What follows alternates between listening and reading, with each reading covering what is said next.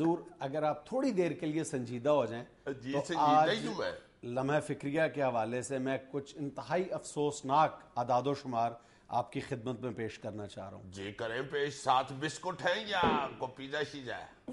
میں نے آپ سے عرض کی ہے حضور والا تھوڑی سی سنجیدگی پلیز. اچھا کوئی افسوسناک اعداد و شمار ہے. جی جی. تو یہ اناؤنس کرنے کی کیا ضرورت ہے؟ پہلے کون سا تم مجھے کو خوشیوں کی خبریں سناتے؟ سنائیں بسم اللہ کریں.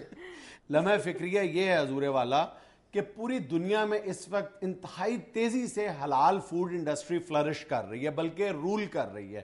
لیکن افسوس کا مقام یہ ہے کہ جو ملک حلال فوڈ استعمال کرتے ہیں وہ صرف استعمال کرتے ہیں, وہ اسے ایکسپورٹ نہیں کر رہے.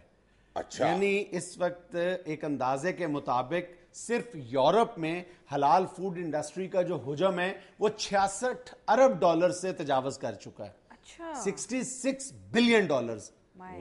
اور 2009 میں پوری دنیا میں جو حلال فوڈ انڈسٹری کا والیوم تھا وہ $632 بلین تھا, جو آج 2012 میں ایک اندازے کے مطابق $1 ٹریلین سے لے کر $2 ٹریلین تک ہو چکا ہے. اور اس میں پاکستان کی کنٹریبیوشن کیا ہے, یہ ہے ہمارا آج کا لمحہ فکریہ. یہ تو تمہارا لمحہ فکریہ ہے نا. میرا لمحہ فکریہ یہ ہے کہ مسلمان $2 ٹریلین کا گوشت کھا جاتے ہیں یار. یار حلال فوڈ انڈسٹری صرف گوشت تک محدود نہیں ہے. اچھا. یہ جو ہم چپس کھاتے ہیں, بسکٹس کھاتے ہیں, جتنی بھی چیزیں استعمال ہوتے ہیں, سر جتنی خواتین پروڈکٹ کاسمیٹک کے طور پہ یوز کرتی ہیں اس میں حلال کا, اس میں حلال اور حرام کی تخصیص موجود ہے. اور پوری دنیا کے مسلمان اس بات کا خیال رکھتے ہیں. یہ جو ہم ٹوتھ برش استعمال کرتے ہیں, ٹوتھ پیسٹ استعمال کرتے ہیں, مسلمان دنیا بھر کے اس بات کا خیال رکھتے ہیں کہ کیا اس پر حلال کی مہر لگی ہوئی ہے یا نہیں.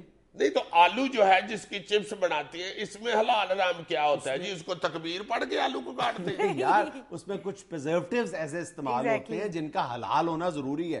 پچھلے تو کچھ عرصہ پہلے پاکستان میں بھی ایک اس طرح کا قضیہ نہیں کھڑا ہوا تھا. یار کون سی پریزرویٹیوز استعمال ہوتی ہیں؟ لون لگتا ہے اس کو یا مرچیں لگتی ہیں اور کیا لگتا ہے؟ کبھی لون اور مرچیں والے چپس جو ہیں بازار میں بیچ کے دیکھو بکتے ہیں. عزیزی صاحب پریزرویٹیوز وہ کیمیکلز ہوتے ہیں جن کی وجہ سے وہ جو چپس ہیں وہ زیادہ دیر تک فریش رہتے ہیں. اور اس وقت ایک اندازے کے مطابق پوری دنیا میں 400 سے زیادہ ایسے انٹرنیشنل برانڈز موجود ہیں جو حلال سرٹیفکیٹ لے کر کام کرتے ہیں. عزیزہ بھی جو حلال انڈسٹری کی رینج ہے نا یہ بہت وسیع ہے, بہت دور تک پھیلی ہوئی ہے. ایون میڈیسنز یار, ویکسینز, سرنجز, اس میں حلال اور حرام کی تخصیص موجود ہے. ابھی کچھ عرصہ پہلے میں ایک رپورٹ دیکھ رہا تھا کہ کیوبا اور ملائیشیا مل کے ملینز آف ڈالرز کے ایک پروجیکٹ پہ کام کر رہے ہیں جس میں حلال ویکسین تیار کی جا رہی ہے. واہ واہ واہ واہ. یعنی مریض کہہ دے گا کہ بھائی جی میں نے حرام ٹیکا نہیں لگوانا جی. اور میں نے سنا کہ یہ جو ٹوتھ برش اور ٹوتھ پیسٹ ہوتی ہے اس میں تو بہت زیادہ باہر کے ملکوں میں لڑائی ہوتی ہے کہ یہ حرام ہے اور یہ حلال ہے. ایگزیکٹلی. اچھا یہ جو حلال فوڈ انڈسٹری ہے اس میں ملیشیا ہی ورلڈ لیڈر ہے؟ نہیں, غالباً مسلمان ملکوں میں ملائیشیا سر فہرست ہے, لیکن حلال فوڈ انڈسٹریز کی اگر ٹاپ 10 ملکوں کی لسٹ بنائی جائے تو ان میں ایک بھی اسلامی ملک شامل نہیں ہے. ورلڈ لیڈر اس میں چائنا ہے, دوسرے نمبر پر امریکہ ہے, تیسرے نمبر پر برازیل ہے اور 7ویں نمبر پر ہندوستان ہے.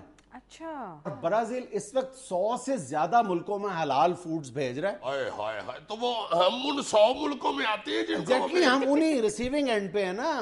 اور دیکھنا سب سے زیادہ مجھے افسوس اس وقت ہوتا ہے جب ہم عرب ملکوں کو ایکسپورٹ کی بات کرتے ہیں.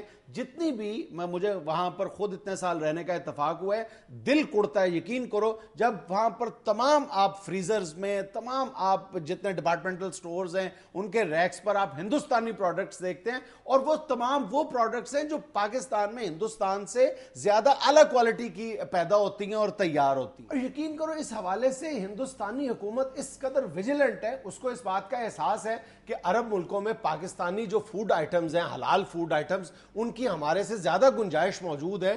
اس لیے وہ وہاں پر کوئی بھی ایسا اقدام ہو اس کے لیے کوئی قیمت ادا کرنی پڑے, ہندوستانی حکومت کبھی اپنے فرائض سے کنی نہیں کتراتی.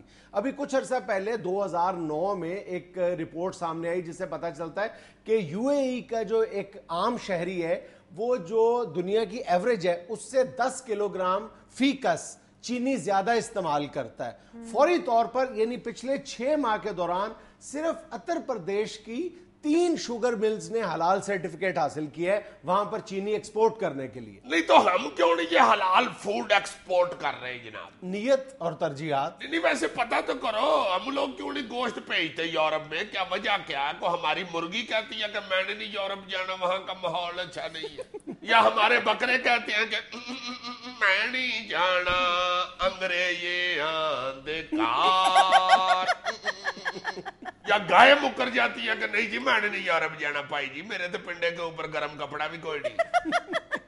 या ये सारी चीजें गुजरात ये खा जाती हैं, बचता ही कुछ नहीं एक्सपोर्ट करने के लिए, वजह क्या है? इन तमाम सवालों का जवाब तुम हुक्मरानों से लो, अपने पॉलिसी साजों से लो। या वैसे पॉलिसी साजों से मेरा तो एक रंग साज वाकफ है, पॉलिसी साज से मैं कहां से जवाब ले लूं? मुझे तो तुम पौने घंटे बाद जवाब देते हो, तो पॉलिसी साज पता नहीं कौन है। या ये पॉलिसी साज वो तो नहीं है जो अपनी जेब पॉलिसी करके बाद में साज बजाती रहती है? वही है। तो पहले बताओ, मैं भी चीख रहा हूँ। यह वक्त होता है एक छोटी सी कमर्शियल ब्रेक का, हमारे साथ रहिएगा। इन पॉलिसी साजों ने हमारे मुल्क की जड़ें पोली कर दी।